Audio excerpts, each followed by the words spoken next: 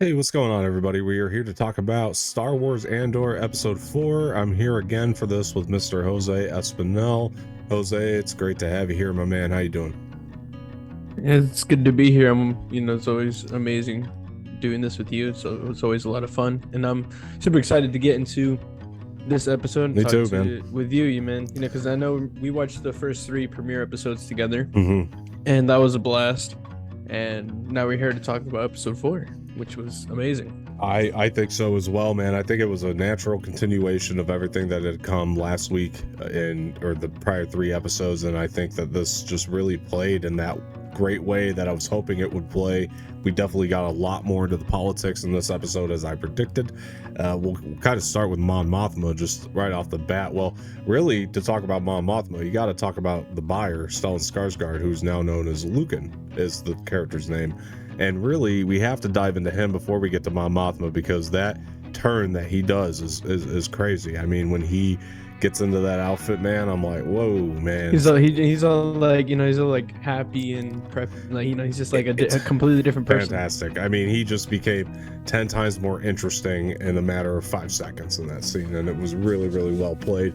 And that's why you get Alexander Skarsgård, is to do something like that. He's the guy, man, that's really orchestrating a lot of, I think, what's going to end up happening with the rebellion. We'll see, but that seems to be how it's going. I mean, clearly they are getting funding for that. I heard a lot of people ask that question after this episode, like, what's the big deal if they get the funding? Well, they need the funding for the rebellion. That's why he has Cassian kind of doing the job that he's doing. But really, we run into Mon Mothma in the shop that he has, and there's a lot of different like Easter eggs in the shop if you really paid attention. They had like the mortar stones, and Starkiller's helmet was a big deal. I don't know if they're gonna reincorporate Starkiller into canon, but his helmet was definitely there, so that was very interesting. And there was Mandalorian armor. There's tons of stuff that you could pick out in the shop, which I thought it shows how much they care about the Star Wars lore. It's still on the trajectory of, you don't have to watch Star Wars to understand it, but there was definitely a lot more deep lore in this one, and it's in there in the background if you want to point it out and have fun with it. And I think that's very cool as well. And again, it's just a visually gorgeous show, right? It keeps on that too. Mm-hmm. But Mon Mothma, Genevieve O'Reilly did a phenomenal job in this character already, and I'm so excited to see her do more. I'm finally glad she's getting the chance to really flex her acting muscle with this character. We've seen her in very minimal roles. In a lot of her Revenge of the Sith scenes, she was cut out, and in Rogue One is the most screen time we've ever seen her as Mon Mothma until now, and now we're learning a lot more about her home.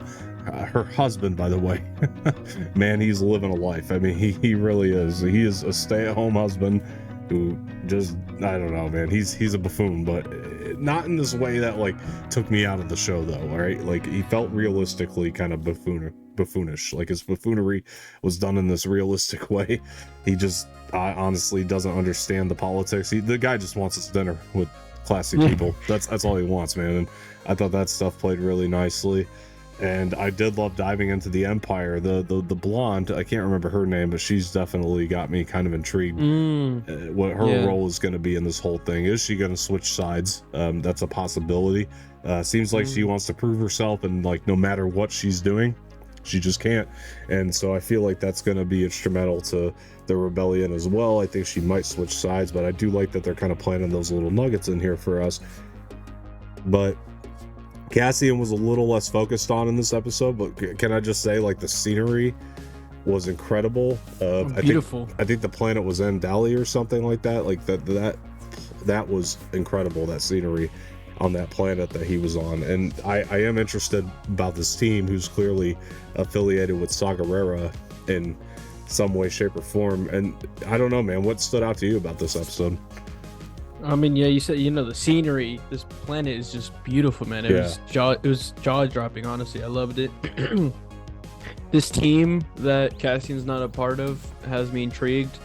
I'm excited to see where this adventure takes Cassian and his team.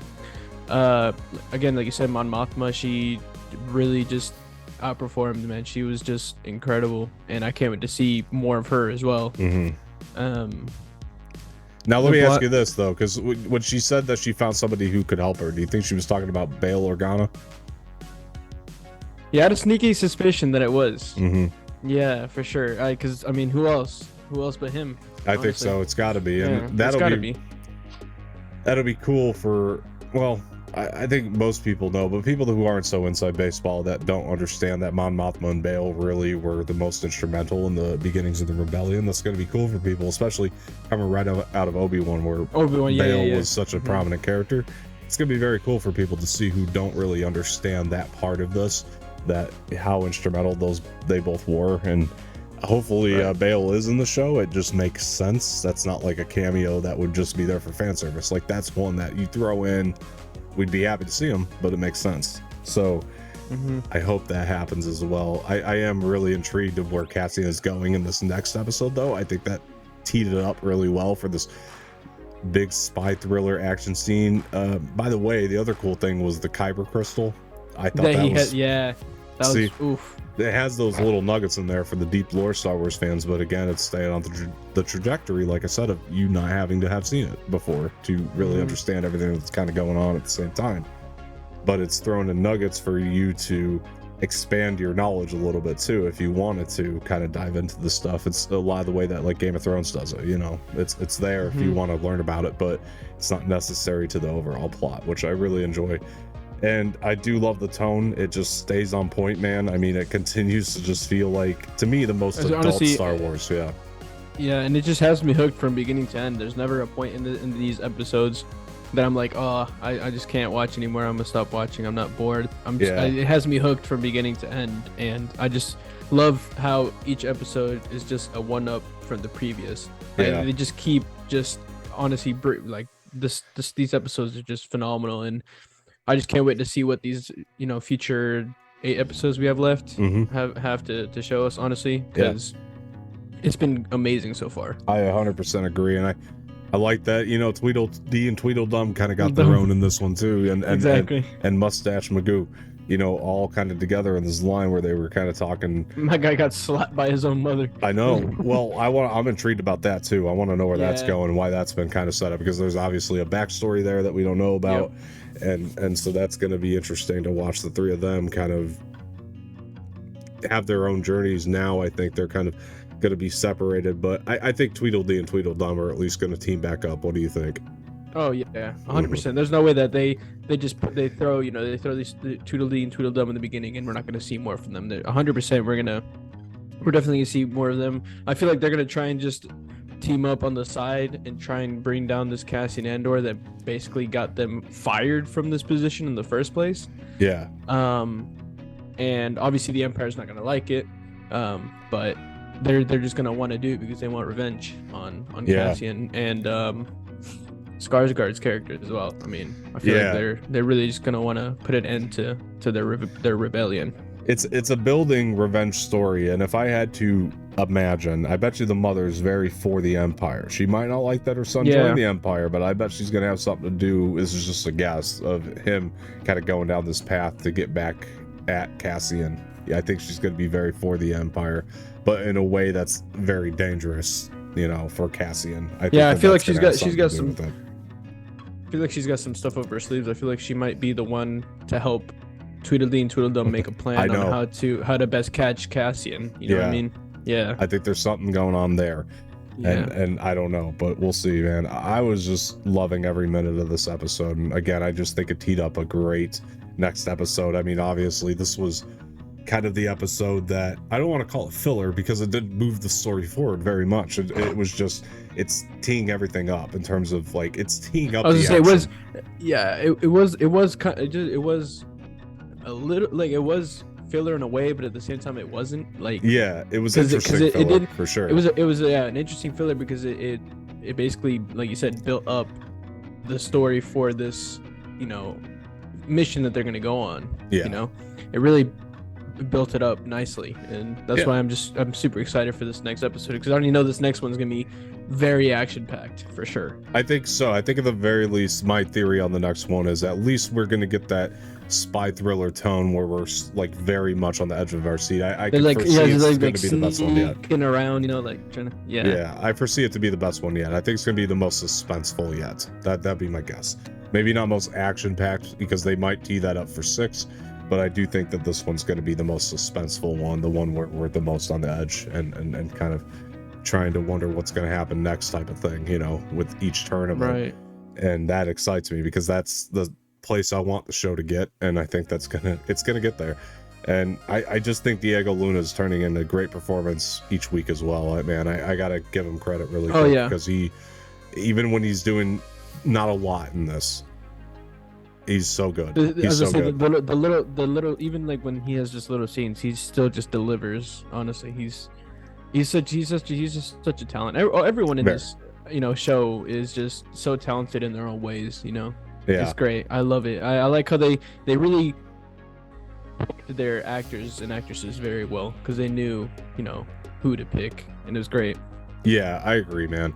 The other thing I want to point out too is the new character Val, who I don't know how to feel about her yet, but that's something interesting. There's obviously a lot of backstory between her and Lucan that's kind of building there, and I really want to know more about that. So that's very interesting as well.